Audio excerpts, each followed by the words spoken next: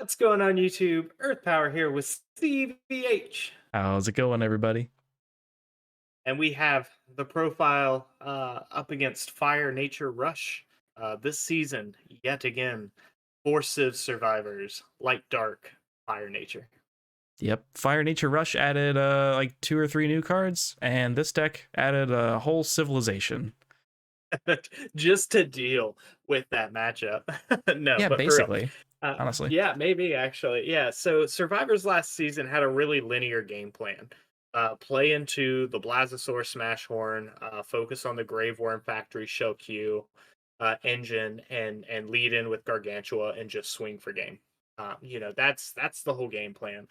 We opened up into light this time, give the deck a little bit more flexibility and staying power in some of those tempo and aggro matchups that it was seen as a weakness prior, and give it a little bit more staying power this time around.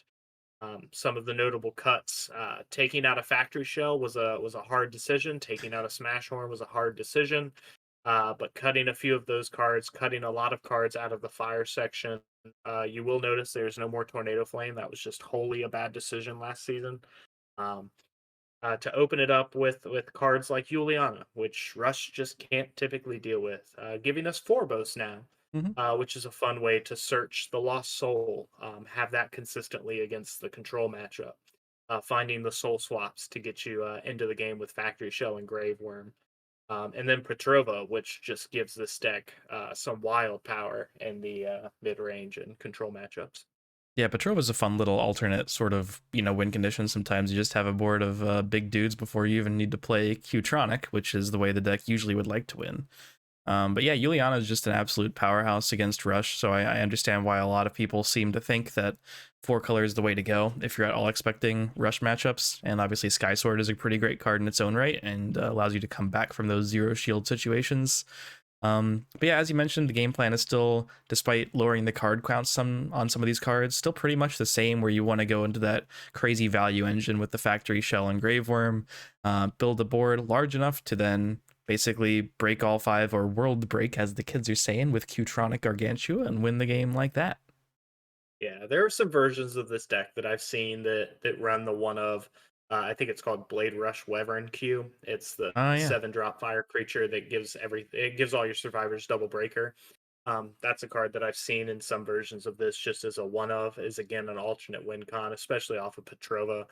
Basically just makes everything massive Phantom Act double breakers for those of you who enjoy that deck.